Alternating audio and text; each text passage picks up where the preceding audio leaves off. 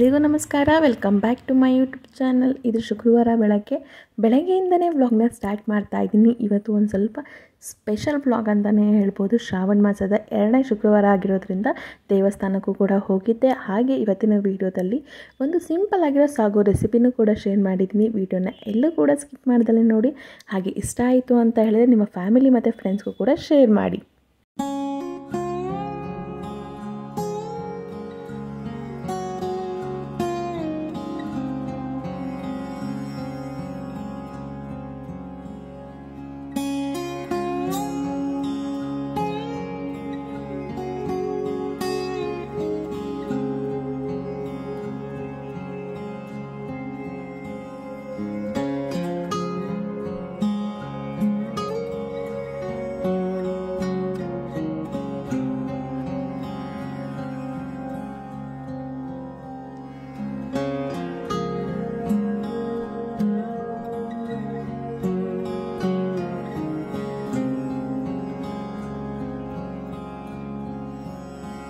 ಇವತ್ತು ಶ್ರಾವಣ ಮಾಸದ 2ನೇ ಶುಕ್ರವಾರ.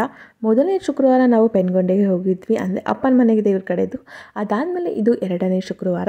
ಸೊ ಅದಕ್ಕೆ ಬೆಳಗ್ಗೆ ಬೇಗನೆ ಎದ್ದು ಪೂಜೆನೂ ಕೂಡ ಮುಗಿಸ್ಕೊಂಡಿದ್ದೆ. ನನ್ನ ಮಗಳು ಕೂಡ ಆವಾಗಲೇ ಎದ್ದುಬಿಟ್ಟಿದ್ಲು. ಸೊ ಇವತ್ತು ಶುಕ್ರವಾರ ಆಗಿರೋದ್ರಿಂದ ಸ್ವಲ್ಪ ಸ್ಪೆಷಲ್ ಆಗಿಯೇ ಪೂಜೆ ಮಾಡ್ತೀನಿ.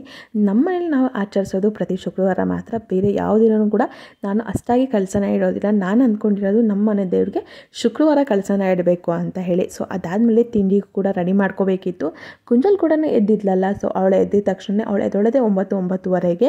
ಸೊ ಅಷ್ಟರಲ್ಲೂ ಕೂಡ ತಿಂಡಿನ ರೆಡಿ ಮಾಡ್ಕೋಬೇಕಿತ್ತು. ಆದರೆ ಇವತ್ತು ಸ್ವಲ್ಪ ಬೇಗನೆ ಕೂಡ ಎದ್ದಿದ್ಲು. ಅದಕ್ಕೆ ತಿಂಡಿನೇ ತಿನ್ನಿಸ್ಬಿಡೋಣ, ಹಾಲು ಕೊಡೋದೇನು ಬೇಡ ಅಂತ ಹೇಳಿ ತಿಂಡಿಗೆ ರೆಡಿ ಮಾಡ್ಕೊತಿದ್ದೆ. ನಾನಿಲ್ಲಿ ಇವತ್ತು ಸಾಗುನ ರೆಡಿ ಮಾಡ್ಕೊತಿದ್ನಿ.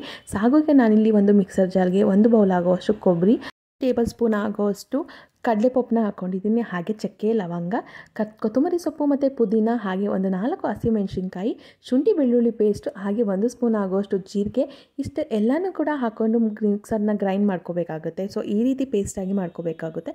ಅದಾದಮೇಲೆ ನಾನಿಲ್ಲಿ ಸಾಗು ಮಾಡಲಿಕ್ಕೆ ಅಂತ ಹೇಳಿ ಒಂದು ಕುಕ್ಕರ್ನ ಇಟ್ಟು ಅದಕ್ಕೆ ಒಂದು 4-5 ಟೇಬಲ್ ಸ್ಪೂನ್ ಆಗುವಷ್ಟು ಎಣ್ಣೆನ ಹಾಕ್ಕೊಂಡಿದ್ದೀನಿ. ಎಣ್ಣೆ ಚೆನ್ನಾಗಿ ಕಾದ ನಂತರ ನಾನಿಲ್ಲಿ 1 ಟೇಬಲ್ ಸ್ಪೂನ್ ಆಗುವಷ್ಟು ಸಾಸಿವೆನ ಆ್ಯಡ್ ಮಾಡಿಕೊಂಡು, ಹಾಗೆ ಸಣ್ಣದಾಗಿ ಕಟ್ ಮಾಡಿರೋ ಈರುಳ್ಳಿ ಕೂಡ ಆ್ಯಡ್ ಮಾಡ್ಕೊಂಡಿದ್ದೀನಿ. ಈರುಳ್ಳಿ ಆದಷ್ಟು ಗೋಲ್ಡನ್ ಬ್ರೌನ್ ಆಗುವಷ್ಟು ಫ್ರೈ ಮಾಡ್ಕೋಬೇಕಾಗುತ್ತೆ. ಅದಾದಮೇಲೆ ಇದಕ್ಕೆ ತರಕಾರಿಗಳನ್ನೂ ಕೂಡ ಆ್ಯಡ್ ಮಾಡ್ಕೊತಾ ಇದ್ದೀನಿ. 1 ಬೌಲ್ ಆಗುವಷ್ಟು ಕ್ಯಾಪ್ಸಿಕಮ್, 1 ಬೌಲ್ ಆಗುವಷ್ಟು ಗೆಡ್ಡೆಕೋಸು, ಹಾಗೆ 1 ಬೌಲ್ ಆಗುವಷ್ಟು ಕ್ಯಾರೆಟ್, 1 ಬೌಲ್ ಆಗುವಷ್ಟು ಆಲೂಗೆಡ್ಡೆ, ಹಾಗೆ 1 ಬೌಲ್ ಆಗುವಷ್ಟು ಸಣ್ಣದಾಗಿ ಕಟ್ ಮಾಡಿರೋ ಬೀನ್ಸ್, ಹಾಗೆ 1 ಬೌಲ್ ಆಗುವಷ್ಟು ಬಟಾಣಿನೂ ಕೂಡ ಹಾಕ್ಕೊಂಡಿದ್ದೀನಿ. ನಾನಿಲ್ಲಿ ಹಸಿ ಬಟಾಣಿ ಅಂದರೆ ನೈಟ್ ನೆನೆಸಿಟ್ಟು ಒಣ ಬಟಾಣಿನ ನೆನೆಸಿಟ್ಟು ತೊಗೊಂಡಿದ್ದೀನಿ. ಹಾಗೆ 1 ಬೌಲ್ ಆಗುವಷ್ಟು ಟೊಮೊಟೊನೂ ಕೂಡ ಆ್ಯಡ್ ಮಾಡಿಕೊಂಡು ಒಂದು 2 ನಿಮಿಷ ಫ್ರೈ ಮಾಡ್ಕೋಬೇಕಾಗುತ್ತೆ. ಫ್ರೈ ಮಾಡ್ಕೊಂಡಿದ್ದಾದಮೇಲೆ ಇದಕ್ಕೆ ಮಿಕ್ಸರ್ ಜಾರ್ಗೆ ನಾವಿಲ್ಲಿ ಮಸಾಲೆನ ಆ್ಯಡ್ ಮಾಡಿರ್ತೀವಲ್ಲ, ಸೊ ಅದನ್ನು ಕೂಡ ಮಿಕ್ಸರ್ ಮಾಡ್ಕೊಂಡು ಇದಕ್ಕೆ ಆ್ಯಡ್ ಮಾಡ್ಕೋಬೇಕಾಗುತ್ತೆ. ಅದಕ್ಕೆ ಇಲ್ಲಿ 1 ಚಿಟಿಕೆ ಆಗುವಷ್ಟು ಅರಿಶಿನ ಹಾಕ್ಕೊಂಡು ರುಚಿಗೆ ತಕ್ಕಷ್ಟು ಉಪ್ಪನ್ನು ಕೂಡ ಆ್ಯಡ್ ಮಾಡ್ಕೊಂಡು ಇದಕ್ಕೆ ಸಾಗುವಿನ ಕನ್ಸಿಸ್ಟೆನ್ಸಿ ನೋಡಿಕೊಂಡು ನೀರನ್ನ ಆ್ಯಡ್ ಮಾಡ್ಕೋಬೇಕಾಗುತ್ತೆ. ಇದಾದಮೇಲೆ ಇದಕ್ಕೆ ಒಂದ್ಸಲ ಮಿಕ್ಸ್ ಮಾಡಿಕೊಂಡು ಲಿಡ್ನ ಕ್ಲೋಸ್ ಮಾಡಿ 1-2 ವಿಜಿಲ್ ಆಗೋವಷ್ಟು ಕೂಗಲಿಕ್ಕೆ ಇಟ್ಟಿದ್ದೀನಿ. ಅದಾದಮೇಲೆ ಇಲ್ಲಿ ನೈಟ್ ನಾನು ದೋಸೆ ಹಿಟ್ಟಿಗೂ ಕೂಡ ನೆನೆಹಾಕಿದ್ದೆ. ಸೊ ಅದರದ್ದು ವೀಡಿಯೋ ಮಾಡ್ಕೊಳಕ್ಕೆ ಆಗಲಿಲ್ಲ. ಅದಕ್ಕೆ ಇವಾಗ ನಾನಿಲ್ಲಿ 1 ಗ್ಲಾಸ್ಗೆ ಯಾವ ಗ್ಲಾಸ್ ಅಳತೆಯಲ್ಲಿ ನೀವು 1 ಗ್ಲಾಸ್ ಅಷ್ಟು ಅಕ್ಕಿನ ತೊಗೊಂಡಿರ್ತೀರೋ ಆವಾಗಲೇ ಸೊ ನಾನಿಲ್ಲಿ 1.5 ಗ್ಲಾಸಷ್ಟು ಅಕ್ಕಿನ ನೆನೆಹಾಕಿದ್ದೆ. ಅದಕ್ಕೆ 1 ಟೇಬಲ್ ಸ್ಪೂನ್ ಆಗೋಷ್ಟು ಮೆಂತ್ಯ, ಹಾಗೆ 1 ಟೇಬಲ್ ಸ್ಪೂನ್ ಆಗೋಷ್ಟು ಕಡಲೆಬೇಳೆ ಕೂಡ ಆ್ಯಡ್ ಮಾಡ್ಕೊಂಡಿದ್ದೆ. ಹಾಗೆ 1 ಇಡಿ ಆಗೋವಷ್ಟು ಉದ್ದಿನಬೇಳೆ, ಇಷ್ಟನ್ನು ಕೂಡ ಆ್ಯಡ್ ಮಾಡಿಕೊಂಡು ರುಬ್ಕೋಬೇಕಾಗುತ್ತೆ. ರುಬ್ಬೋ ಟೈಮಲ್ಲಿ ನಾನು ಒಂದು ಅರ್ಧ ಗಂಟೆಗಿಂತ ಮುಂಚೆ 1 ಇಡಿ ಆಗೋವಷ್ಟು ಅವಲಕ್ಕಿನೂ ಕೂಡ ನೆನೆಸಿ ಇಟ್ಟು ಇದಕ್ಕೆ ಆ್ಯಡ್ ಮಾಡಿಕೊಂಡೆ. ಈ ರೀತಿ ಫರ್ಮೆಂಟೇಷನ್ ಆಗಿ ತುಂಬ ಚೆನ್ನಾಗಿ ದೋಸೆ ಹಿಟ್ಟು ಬರುತ್ತೆ. ಸೊ ಈ ರೀತಿ ಹೋಟ್ಲಲ್ಲಿ ಯಾವ ರೀತಿ ಮಾಡ್ತೀವೋ ಸೊ ಅದೇ ರೀತಿ ಕೂಡ ದೋಸೆನೂ ಕೂಡ ಬರುತ್ತೆ. ಇದಾದಮೇಲೆ ಅಕಸ್ಮಾತ್ ನಿಮ್ಮ ಮನೇಲಿನ ರೈಸ್ ಮಿಕ್ಕಿದ್ರು ಕೂಡ 1 ಇಡಿ ಆಗೋಷ್ಟು ರೈಸು ಕೂಡ ಹಾಕೋಬೋದು. ಸೊ ಇದೆಲ್ಲನೂ ಕೂಡ ಆದಮೇಲೆ ನಾನಿಲ್ಲಿ ಸಪ್ರೇಟಾಗಿ 1 ಬೌಲ್ಗೆ ದೋಸೆ ಇಟ್ಟು ನಮಗೆ ಇವಾಗ ಎಷ್ಟು ಬೇಕೋ ಅಷ್ಟಕ್ಕೆ ಮಾತ್ರ ಉಪ್ಪು ಸೋಡಾ ಹಾಕ್ಕೊಂಡು ಮಿಕ್ಸ್ ಮಾಡ್ಕೊತೀನಿ. ಇನ್ನು ಮಿಕ್ಕಿದೆಲ್ಲನೂ ಕೂಡ ಪ್ಲೇಟ್ನ ಮುಚ್ಚಿ ಫ್ರಿಜ್ಜಲ್ಲಿ ಇಟ್ಟಿರ್ತೀನಿ. ಸೊ ಅದಕ್ಕೆ ನಾನು ಉಪ್ಪು ಸೋಡಾ ಹಾಕೊಂಡ್ವಿ ಅಂತೇಳಿದ್ರೆ ದೋಸೆ ಮತ್ತೆ ಮುಂದಕ್ಕೆ ಚೆನ್ನಾಗಿ ಬರೋದಿಲ್ಲ. ಅದಕ್ಕೆ ನಮಗೆ ಇವಾಗ ಎಷ್ಟಕ್ಕೆ ಬೇಕೋ ಅಷ್ಟಕ್ಕಷ್ಟೇ ಸ್ವಲ್ಪ ನೀರನ್ನ ಸೇರಿಸ್ಕೊಂಡು ಉಪ್ಪು ಮತ್ತು ಸೋಡಾನ ಹಾಕ್ಕೊಂಡು ಮಿಕ್ಸ್ ಮಾಡಿಕೊಂಡು ದೋಸೆನ ಹಾಕ್ಕೊತೀನಿ.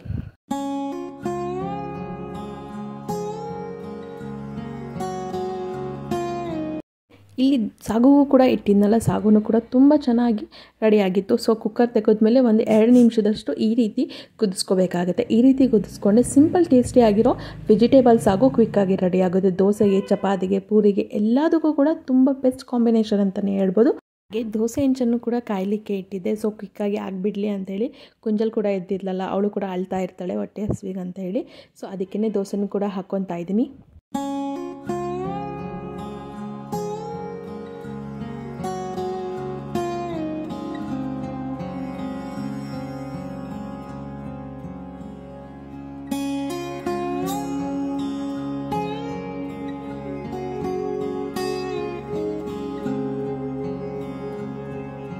ನೋಡಿದ್ರಲ್ಲ ಎಷ್ಟು ಸಿಂಪಲ್ಲಾಗಿ ಮಾರ್ನಿಂಗ್ ಬ್ರೇಕ್ಫಾಸ್ಟ್ನ ರೆಡಿ ಮಾಡ್ಕೋಬೋದು ಅಂತೇಳಿ.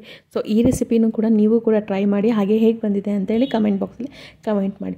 ತಿಂಡಿ ಎಲ್ಲ ತಿಂದಿದ್ದಾಯಿತು. ಈವ್ನಿಂಗ್ ದೇವಸ್ಥಾನಕ್ಕೆ ಹೋಗೋದಿತ್ತು. ಶ್ರಾವಣ ಮಾಸದ 2ನೇ ಶುಕ್ರವಾರ ಅಲ್ವಾ, ಅದಕ್ಕೇ ನಮ್ಮ ಮನೆ ಹತ್ರ ಇರೋ ಗ್ರಾಮ ದೇವತೆಗೆ ನಿಂಬೆಹಣ್ಣು ದೀಪನ ಹಚ್ತೀನಿ ಅಂತ ಅಂದ್ಕೊಂಡಿದ್ದೆ. ಸೊ ಆಷಾಢದಲ್ಲೇ ಹಚ್ಚಬೇಕಿತ್ತು. ಸೊ ಏನೋ ಪ್ರಾಬ್ಲಮ್ ಆಗಿ ಆಷಾಢದಲ್ಲೇ ಹಚ್ಚೋಕ್ಕೆ ಆಗಲಿಲ್ಲ. ಸೊ ಅಲ್ಲಿ ಚಾಮುಂಡೇಶ್ವರಿ ದೇವಸ್ಥಾನಕ್ಕೆ ಹೋಗಿ ಹಚ್ಚಿ ಬಂದಿದ್ದೆ. ಅದಕ್ಕೇ ಇಲ್ಲಿ ಹಚ್ಚೋಣ ಅಂತ ಹೇಳಿ ಇವತ್ತು ರೆಡಿ ಮಾಡ್ಕೊತಾ ಇದ್ದೀನಿ. ಸೊ ನಾನು ಇವತ್ತು ಅಂದ್ಕೊಂಡಿದ್ದು 5 ನಿಂಬೆಹಣ್ಣು ದೀಪ ಹಚ್ತೀನಿ ಅಂತೇಳಿ. ಸೊ ನೀವು ಎಷ್ಟಾದರೂ ಹಚ್ಬೋದು. 5, 9, 11, ಒಬ್ಬೊಬ್ರು 21 ಹಚ್ತಾರೆ. ಸೊ ಎಷ್ಟು ಬೇಕಾದ್ರೂ ಹಚ್ಕೋಬೋದು. ಸೊ ನಮಗೆ ಎಷ್ಟು ಹಚ್ತೀವಿ ಅಂತ ಅಂದ್ಕೊಂಡಿರ್ತೀವೋ ಅಷ್ಟು ಕೂಡ ಹಚ್ಕೋಬೋದು. ಸೊ ನಾನಿವತ್ತು 5 ದೀಪ ಹಚ್ಚೋಣ ಅಂತ ಅಂದ್ಕೊಂಡಿದ್ದೀನಿ. ಅದಕ್ಕೆ 5 ಕೂಡ ಹಚ್ಕೊತಿದ್ದೆ. ನಾನು ಯಾಕೆ ಇಷ್ಟೊಂದು ತೊಗೊಂಡಿದ್ದೀನಿ ಅಂತೇಳಿದ್ರೆ, ಒಂದು ನಿಂಬೆಹಣ್ಣು ಏನಾಗುತ್ತೆ, ಸೊ ದೀಪದ ಥರ ಮಾಡೋಕ್ಕೆ ಹೋಗ್ಬೇಕಾದ್ರೆ ಒಡೆದೋಗ್ಬಿಡುತ್ತೆ. ಅದಕ್ಕೇ ನಾನಿಲ್ಲಿ ಸ್ವಲ್ಪ ಜಾಸ್ತಿನೇ ತೊಗೊಂಡಿದ್ದೀನಿ. ಯಾವುದು ಕರೆಕ್ಟಾಗಿ ಕ್ಲೀನಾಗಿ ಕೂತಿರುತ್ತೋ ಅದನ್ನು ಹಚ್ಚಬೇಕಾಗುತ್ತೆ. ಆಗಿರೋದು ಅಂಥದ್ದು ಯಾವುದೂ ಕೂಡ ದೇವರಿಗೆ ಹಚ್ಚಬಾರ್ದು. ಸೊ ಅದನ್ನು ಭಿನ್ನ ಆಗಿರೋದು ಅಂತ ಹೇಳ್ತಾರೆ. ಅದಕ್ಕೆ ಚೆನ್ನಾಗಿರೋದು ಮಾತ್ರ ಹಚ್ಚಬೇಕು. ಅದಕ್ಕೇ ಇಷ್ಟು ನಿಂಬೆಹಣ್ಣು ತೊಗೊಂಡಿದ್ದೀನಿ. ಸೊ ನಾನಿಲ್ಲಿ ತೋರಿಸ್ತಾ ಇದ್ದೀನಿ ನೋಡಿ, ಈ ರೀತಿ ನಿಂಬೆಹಣ್ಣು ಒಳಗಡೆ ಇರೋ ರಸನೆಲ್ಲ ತೆಗೆದು ಈ ರೀತಿ ದೀಪದ ಥರ ಮಾಡ್ಕೋಬೇಕಾಗುತ್ತೆ. ದೀಪ ಯಾವ ರೀತಿ ಇರುತ್ತೋ ಸೊ ಅದೇ ರೀತಿ ಆಗುತ್ತೆ ನಿಂಬೆಹಣ್ಣು ಕೂಡ. ಸೊ ಈ ರೀತಿ ಮಾಡಿಕೊಂಡು ಎಲ್ಲನೂ ಕೂಡ ಒಂದು ಪ್ಲೇಟ್ಗೆ ಎತ್ತಿಟ್ಕೋಬೇಕಾಗುತ್ತೆ. ಅದಾದಮೇಲೆ ಇದಕ್ಕೆ 4 ಕಡೆಯೂ ಅರಿಶಿನ ಮತ್ತು ಕುಂಕುಮನ ಎಲ್ಲನೂ ಕೂಡ ಹಚ್ಕೋಬೇಕಾಗುತ್ತೆ. ಸೊ ನಾನಿಲ್ಲಿ ತೋರಿಸ್ತಾ ಇದ್ದೀನಿ ನೋಡಿ, ಈ ರೀತಿ 5 ನಿಂಬೆಹಣ್ಣು ಕೂಡ ಅರಿಶಿನ ಮತ್ತು ಕುಂಕುಮನ ಹಚ್ಕೊಂಡಿದ್ದಾದಮೇಲೆ ಇದಕ್ಕೆ ನಾನು ಅಲ್ಲಿಗೆ ಏನೇನು ತೊಗೋಬೇಕಲ್ಲ ಅದನ್ನೆಲ್ಲನೂ ಕೂಡ ಈ ಪ್ಲೇಟಲ್ಲಿ ರೆಡಿ ಮಾಡಿ ಎತ್ತಿಟ್ಕೊತಾ ಇದ್ದೀನಿ. 5 ನಿಂಬೆಹಣ್ಣು ದೀಪ, ಅದಕ್ಕೆ ಎಣ್ಣೆ ಮತ್ತು ಬತ್ತಿನ ಹಾಕ್ಕೋಬೇಕು. ಸೊ ನಾನಿಲ್ಲಿ ಇವತ್ತು ಎಣ್ಣೆಯಲ್ಲಿ ದೀಪನ ಹಚ್ತಾ ಇದ್ದೀನಿ. ಸೊ ನಿಮಗೆ ಬೇಕು ಅಂತ ಹೇಳಿದ್ರೆ ತುಪ್ಪದಲ್ಲೂ ಕೂಡ ಈ ದೀಪನ ಹಚ್ಕೋಬೋದು. ಸೊ ನಮಗೆ ಮನಸ್ಸಲ್ಲಿ ಏನೆಲ್ಲ ಇಚ್ಛೆಗಳಿರುತ್ತೋ, ಸೊ ಈಡೇರಬೇಕು ಅಂತ ಇರುತ್ತೋ, ಸೊ ಅದನ್ನೆಲ್ಲನೂ ಕೂಡ ಮನಸ್ಸಲ್ಲಿ ಅಂದ್ಕೊಂಡು ನಿಂಬೆಹಣ್ಣು ದೀಪನ ಹಚ್ಚಬೇಕು. ಸೊ ಎಲ್ಲನೂ ಕೂಡ ದೇವರು ಈಡೇರಿಸ್ತಾರೆ. ಅದಕ್ಕೇ ನಿಂಬೆಹಣ್ಣ ದೀಪನ ಹಚ್ಚೋದು ಶ್ರಾವಣ ಮಾಸದಲ್ಲಿ. ಸೊ ನಾನು ಕೂಡ ಎಣ್ಣೆ ಬತ್ತಿನ ಮಾಡ್ಕೊಂಡಿದ್ದೆ. ಅದನ್ನು ಕೂಡ ಇವಾಗಲಿಂದ ಮನೆಯಿಂದನೇ ರೆಡಿ ಮಾಡ್ಕೊಂಡು ಹೋಗ್ತಾ ಇದ್ದೀನಿ. ಸೊ ಅಲ್ಲಿ ಕೂಡ ರೆಡಿ ಮಾಡ್ಕೊಳಕ್ಕೆ ಆಗಲ್ಲ ಅಂತೇಳಿ ಮನೆಯಿಂದನೇ ರೆಡಿ ಮಾಡ್ಕೊಂಡು ಹೋಗಿ ಅಲ್ಲಿ ರಂಗೋಲಿ ಹಾಕಿ ಎಣ್ಣೆ ದೀಪನ ಹಚ್ಬೋದು. ಸೊ ಅದಕ್ಕೇ ನಾನಿಲ್ಲಿ ಅರಿಶಿನ ಕುಂಕುಮ ಮತ್ತು ನಿಂಬೆಹಣ್ಣು ದೀಪ ಮಾಡ್ಕೊಂಡಿದ್ನಲ್ಲ ಅದನ್ನು ಕೂಡ ತೊಗೊಂಡಿದ್ದೀನಿ. ಅದ್ರ ಜೊತೆಗೇ ನಾನಿಲ್ಲಿ ಸ್ವಲ್ಪ ಗುಲಾಬಿ ಹೂವನ್ನು ತೊಗೊಂಡಿದ್ದೀನಿ, ಬೇಕಾಗುತ್ತೆ ಅಂತ ಹೇಳಿ. ಅದ್ರ ಜೊತೆಗೇ ಒಂದು 4 ಊದ್ಕಡ್ಡಿ ಬೆಂಕಿ ಪಟ್ಟಣ ಕೂಡ ತೊಗೊಂಡಿದ್ದೀನಿ. ಇಷ್ಟು ದೇವರಿಗೆ ದೀಪ ಹಚ್ಚಲಿಕ್ಕೆ ಬೇಕಾಗಿರೋದು. ಸೊ ಒಬ್ಬೊಬ್ರು ಏನು ಮಾಡ್ತಾರೆ, ಅಡಿಕೆ ಪಟ್ಟೆ ಬರುತ್ತಲ್ಲ ಅದರಲ್ಲೂ ಕೂಡ ಅಕ್ಕಿನ ಹಾಕಿ ಹಚ್ತಾರೆ. ಒಬ್ಬೊಬ್ಬರು ಅದಕ್ಕೆ ಅರಿಶಿನ ಹಚ್ಚಿ ಅರಿಶಿನ ಕುಂಕುಮನ ಹಚ್ತಾರೆ. ಒಬ್ಬೊಬ್ಬರು ಥರ ಒಂದೊಂದು ಥರ ಹಚ್ತಾರೆ. ಬಟ್ ನಾನೇ ಹಚ್ಚೋದು ಅಲ್ಲಿ ದೇವ್ರ ಮುಂದೆ ಹೋಗಿ ರಂಗೋಲಿಯಲ್ಲಿ ಬರೆದು ರಂಗೋಲಿ ಮೇಲೆ ದೀಪನ ಹಚ್ತೀನಿ. ಅದನ್ನು ಕೂಡ ಫೋಟೋನ ತೊಗೊಂಡಿದ್ದೀನಿ. ಅದನ್ನು ಕೂಡ ಕ್ಲಿಪ್ಪಿಂಗ್ಸ್ನ ಆ್ಯಡ್ ಮಾಡ್ತಿದ್ದೀನಿ. ಸೊ ಕಂಪ್ಲೀಟಾಗಿ ಎಲ್ಲನೂ ಕೂಡ ವೀಡಿಯೋ ಮಾಡ್ಕೊಳಕ್ಕಾಗಲಿಲ್ಲ. ಅದಕ್ಕೆ ಎಷ್ಟಾಗುತ್ತೋ ಅಷ್ಟು ಕೂಡ ವೀಡಿಯೋನ ಮಾಡ್ಕೊಂಡಿದ್ದೀನಿ. ಸೊ ಈ ರೀತಿ ದೇವರ ಅಲಂಕಾರ ಮಾತ್ರ ತುಂಬ ಚೆನ್ನಾಗಿ ಮಾಡಿದರು. ಸೊ ಈ ರೀತಿ ನೋಡ್ತಾ ಇದ್ರಲ್ಲ, ಈ ರೀತಿ ರಂಗೋಲಿ ಬಿಟ್ಟು ಅದ್ರ ಮೇಲೆ ಹೂವನ್ನು ಇಟ್ಟು ದೀಪನ ಹಚ್ಚಿದ್ದೆ ನಾನು. ಸೊ ನಮ್ಮ ಮನಸ್ಸಲ್ಲಿ ಏನಿದೆಯೋ ಅದನ್ನು ಈಡೇರಲಿ ಅಂತ ಹೇಳಿ. ಸೊ ಅಲ್ಲೂ ಕೂಡ ಪ್ರಸಾದನ ಕೊಡ್ತಿದ್ರು. ಸೊ ಪ್ರಸಾದ ತೊಗೊಂಡು ನಾವು ಕೂಡ ಮನೆಗೆ ಬಂದ್ವಿ. ಇದಾಗಿತ್ತು ಇವತ್ತಿನ ಕಂಪ್ಲೀಟ್ ವೀಡಿಯೋ. ಯಾರೆಲ್ಲ ನೋಡಿದ್ರೆ ಅವ್ರಿಗೆಲ್ಲ ಥ್ಯಾಂಕ್ಸ್ ಫಾರ್ ವಾಚಿಂಗ್.